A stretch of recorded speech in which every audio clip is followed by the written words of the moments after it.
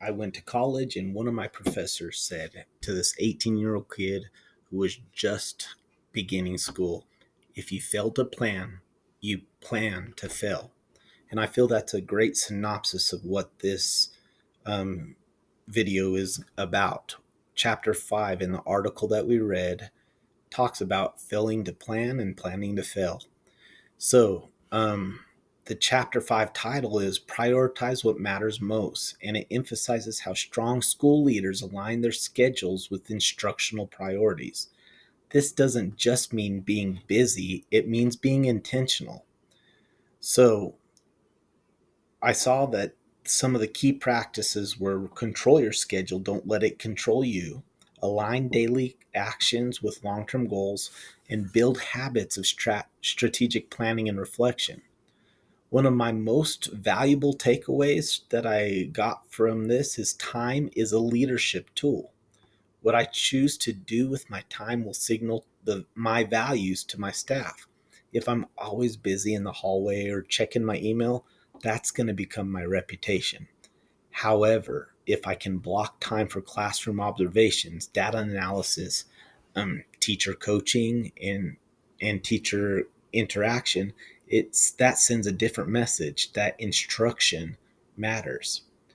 Now, I saw that there were some key levers from chapter 5 that I want to focus on. The first one is strategic scheduling. Chapter 5 said that effective principals plan their weeks in advance with dedicated blocks for what matters most. This includes walkthroughs, cycles, data meetings, and professional learning communities. It's strategic. It's planning ahead so you don't fail, so you don't end up failing. Time blocking that I plan to use. Time blocking is a strategy I plan to use. The author suggests setting aside 2 to 3 hours every single day, and they focus on daily for instructional leadership.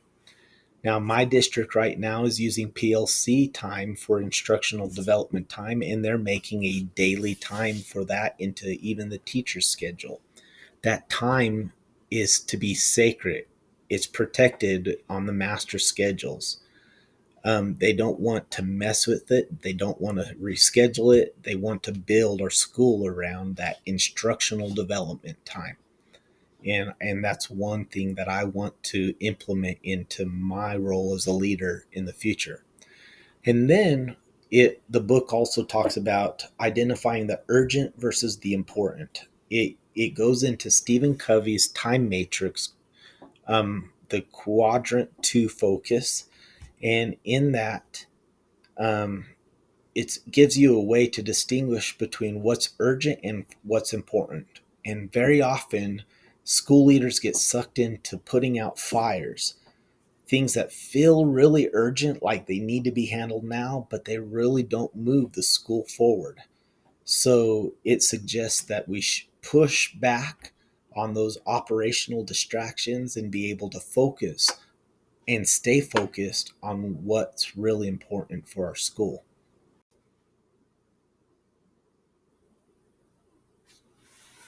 One of the examples in the book that really brought all of this to life was about a new principal named Miss Torres. When she started, she was overwhelmed, handling every issue herself, responding to every request. She was exhausted and she wasn't effective. Then she made a shift. She started reserving 3 hours a day for instruction. She trained her leadership team to take over the operational duties, and then she focused her energy on what she believed mattered, which was improving teaching and learning. The result was that within a few months, the teacher practice shifted to what she was doing, and so did the student outcomes. There was a lot of success. Now, I'm going to go on and compare chapter 5 with the article, What Do You Do All Day? Um, the principles that they interviewed in the what in the principles that they described, they had constant interruptions, unclear expectations, and emotional exhaustion. They wanted to focus on instruction, but they found themselves pulled into supervision, into student behaviors, into fights, into emails, into parent conflicts, and then even they talked about central office demands. The theme was clear. All of these new principals were overwhelmed and they were very reactive. They worked long hours, but they struggled to prioritize what truly impacted the teaching and learning. Some of the common struggles that they had was time fragmentation. They couldn't ever get blocks of time. They had constant crisis management. They were putting out fires. And then they had difficulty prioritizing instructional leadership. I observed there were differences between chapter 5 and the article. In chapter 5, there was a clear vision that drove a schedule, whereas in the article, principal's role was ambiguous. They didn't know what they were supposed to be doing. Systems for delegation were focused on in chapter 5, being able to have systems in place, whereas in the article, the principals were reactive. They weren't following a plan. Time blocking for instruction was significant in the book, whereas in the article, instruction was often neglected. In the book, the leaders set the cultural tone for their campus, for their teachers, for their other leaders, for their students. Whereas in the article, the principals were isolated. They they intentionally didn't put themselves out there because they were having doubts about how they were doing. So, chapter 5 provided a how to overcome and how to become a great principal, whereas the article described why early leaders struggle, where you have the problems with, and then chapter 5 is how to get there, how to do what you need to do. I read a book once called Eat That Frog by Brian Tracy, and in that book it said prior proper planning prevents poor performance.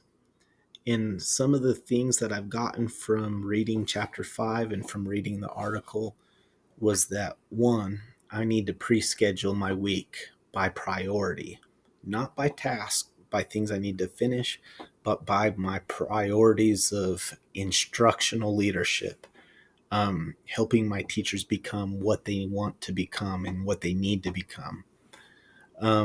I want to use a standing leadership block. I want to block off my time like it's suggested in chapter 5. I need to learn to delegate my task using framework, using a structure, a system. And then I also want to always go back and reflect to look at what I did that week. Was it aligned with my priorities, or did I allow myself to become distracted and put out fires? And so I need to have a constant reassessing of how I'm doing as a leader. I want to reaffirm the instructional focus in every meeting that I have with my with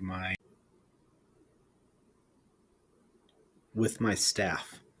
I can see that in my teaching career, I've grown from being reactionary. My first few years, I was reacting to everything, to becoming someone who focuses on the priorities and then implements those priorities.